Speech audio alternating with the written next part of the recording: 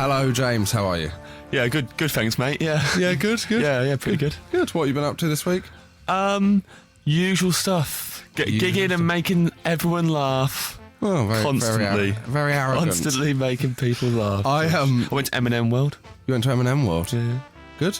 It's an atrocious place. Have you been there? No. No, of course not. Why would I go? Well, I went with our friend, comedian Nick Helm, because I knew it would wind him up. And also, they have no... I went in there to see if they had peanut butter M&Ms, which are really nice. And you can only get them in a few shops around London. And I asked one of the guys, you've got the peanut butter ones? And he said, no, you have to go to special shops for those, to which Nick just threw his arms in the air and gestured at the fact we were in M&M World. Yeah. No, you know, you've got to hold something back in M&M World. Clearly. We are talking today, James, about our worst work colleagues. Because I had some dreadful work colleagues on in the first hour.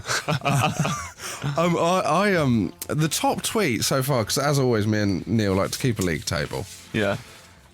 Is genuinely one of the most befuddling tweets I've ever received. Right. So this is a man, I think, presumably nominating himself. Okay. Because if he's not, he needs to be not, and someone needs to nominate. Michael Kirkman tweeted in to say, I once sacked a guy because he looked too much like Bill Turnbull. I don't even know who Bill Turnbull is. Bill Turnbull is the presenter of BBC Breakfast News.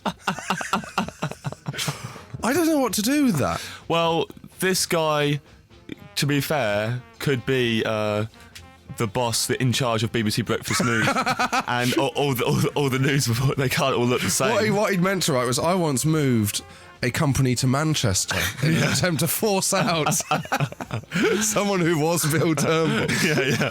You look like Bill Turnbull. You are Bill Turnbull, and I hate you. You've had a series of depressing jobs, haven't you? I don't know if I call them all. My first ever job was at Whittaker Park in Kettering, where I'm from, and I remember the first day of that was the kind of like, it was the final cementing that I didn't want to do I couldn't do a normal job. Yeah. Because I remember I worked in the food outlet, and we would like serve ice creams and drinks all day. And this guy called Chetin, who was showing me around, showing me he said, this is where we put the hot chocolate powder, and you got to open the powder, the bags, but you got to be careful once, right? I opened it really fast, and all the chocolate puffed up in my face, and then later on I sneezed, it tasted like chocolate. And I remember when he said that to me, I just thought, I can't work here. I can't.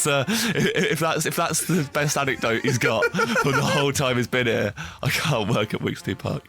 No. Oh well, I'm glad. The problem is I made you a hot chocolate earlier. Yeah. And I told you the exact same anecdote. Yeah. Well, I do just a lot more stories. I just changed the name Josh to. What's work colleague you say? Well, let me start here. I've worked in a lot of kitchens. I used to teach kids the drums. In the kitchens? Yeah, that's it. Pots and pans. You used to teach kids drums? Yeah, in a music shop. Well, that's going to be good. So what I'm going to do is I'm going to play a song, because that's the kind of anecdote I want to settle down into. Josh Widdicombe. XFM. This is Josh Widdicombe on XFM, and I am joined still by James Acaster. Big time. And we are talking about worst work colleagues. Specifically, we are talking about your period as a drum teacher to children. You see, my colleagues, no colleagues there really. Just teaching drums. It was the students, none of which ever practiced the drums. I didn't think that was necessary. No. But how difficult can it be? Well, that was kind of the thinking behind it, I think, for a lot of them. But their excuses for not practicing. One kid, who was also called James, he was about 7, and his excuse for not practicing would get more elaborate every week as to why he wasn't doing it. But not elaborate as in, like, fantastic, but really bored. Once he just went, thing is, this week I've really been getting into writing down car number plates. So that's been taken up. He really was like you, wasn't it? I was like, well, fair play, mate. We've all been there. We've all caught the bug. I know what it's like. Write it down. Oh, well, so he was your favourite? Yeah, he would go around writing down. So he'd been going around just writing them down all week, like he was some sort of. Let's cut to the chat. What's the worst work colleague you've ever had? Oh well, no. Well, to give you an idea, listeners, James just looked at the clock. As if to go, settle down. I mean, it's quite bad. I mean, but on my last day, I'd worked there for 3.5 years. Also, there was a girl who's her last day of work. She's a waitress. She'd been working there for 6 months. And she left in the afternoon. Her shift finished at 3. And she left with an arm. She had to have people help her carry her presents and cards out of the door. She had like a massive card that played a song when you opened it. And all day she kept on opening it and laughing. And they were all helping her lift all her presents into the car. Then at the end of my shift, which was in the evening, everyone just said, "See you later, mate." Shook my hand. I was like, fair enough. Maybe they got me, at least surprise coming up. Yeah. And there was Josh, because I walked into the car park to my Ford Fiesta and discovered that they had covered it with dessert sauce and fish juice. And it was mainly haddock juice, which is the worst. Which, by the way, got into the air vents, and my car didn't lose the smell for a month and a half. Also, the dessert sauce, they were clever enough to squirt it underneath the handles of the door, so I couldn't access my cleaning products which I had inside the car. I couldn't get into the car. So I ended up phoning the perpetrators who had already gone home and making one of them come back and help me, and he was not. He said, "Why do you think I would want to come back and clean your car?" Which I replied, "Why did you think I wanted to?" I was going to be like going, "You guys know me, you know what I'm like. Last day. What a treat." Yeah. Haddock. Josh Widdicombe, XFM. This is Josh Widdicombe, joined by James Acaster. Your role on the show has become one of basically relating a horrific scrape every week, because as we know, your life is like that of a 70s sitcom. Yeah. You are an ode to kind of Terry and June. I'm just trying to change the clock back, so this is like BBC in the 1970s, which isn't a place we want to talk about. Let's move on. My favourite thing that happened last week is a lot of people started tweeting in with a hashtag for you, of different varying hashtags. Yeah, I mean, people need to. I think all the listeners we need to get together and decide. Set a hashtag. Someone called me the Scrape Master. Hashtag Scrape Master. Someone just hashtag scrapes. Hashtag scrapes. I think hashtag classic scrapes. What's your scrape this week, James? We were talking about me teaching drums earlier, and then I remembered the most bizarre band I've ever been in, which I was in for all of an hour. I used to have singing lessons. Because we can already tell you probably got the voice of an angel. I heard my speaking voice and thought, this is wasted on just conversation alone. I know this. I know I can make this sing, but I couldn't sing so much. So I could play the drums. So I went and I had singing lessons from this Italian woman in Kettering called Cecilia.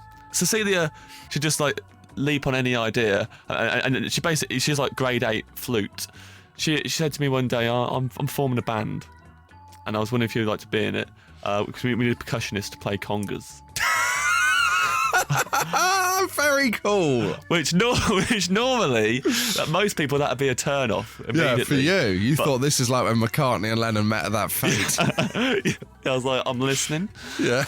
She was like, you're congas. I'm playing flute, and one of my students called Mike is playing didgeridoo. Brilliant. That's the full lineup. And you thought, why not? So of course I said yes, and of course you did. I lived like a few miles away from her, and so she was like, Mike, the didgeridoo player, can pick you up and bring you to band practice. Did he have his didgeridoo on the roof rack? He didn't. That would have been brilliant. Just with the wind going through it as he was driving along, like an Australian police car, just pulling people over. But basically, Mike turned up to pick me up from my house an hour early. I just got home. So rich, this story, isn't it? With detail and callbacks. It's so much.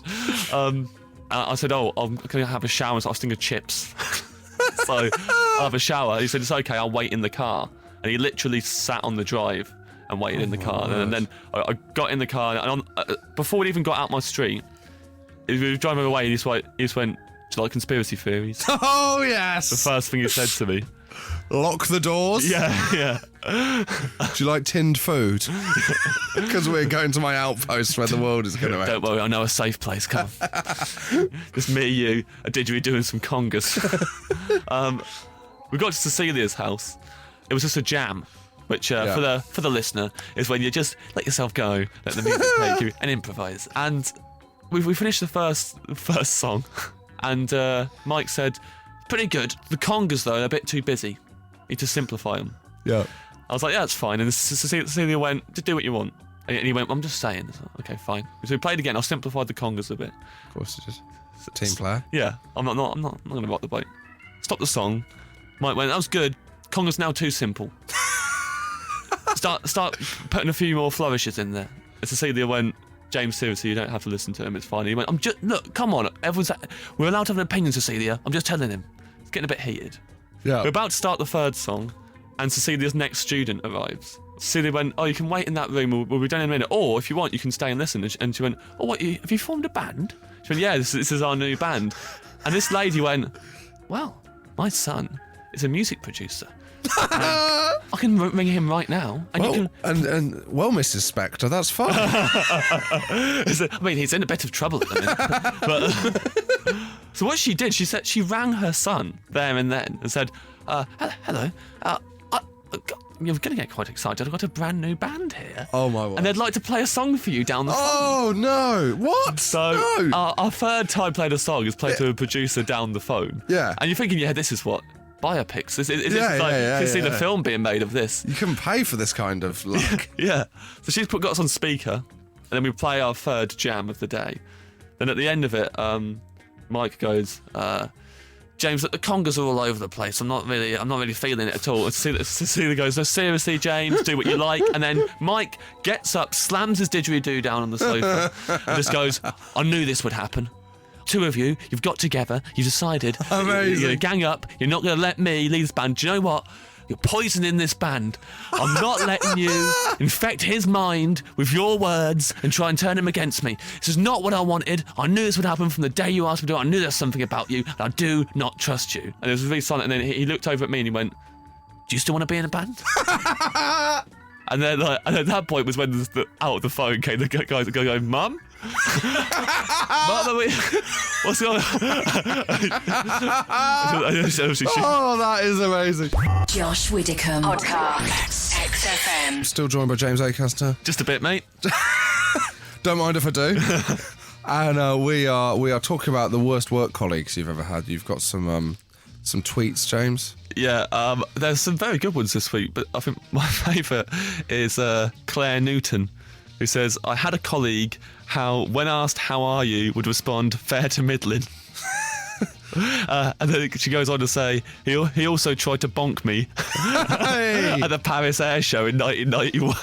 That's amazing. I just, Where to start on that? yeah, fair to middling is very funny. Yeah. But also, the phrase bonk me, I mean, obviously I can see why Claire Newton's getting annoyed with fair to middling. Her vocabulary's excellent, and that's I'm not even being sarcastic.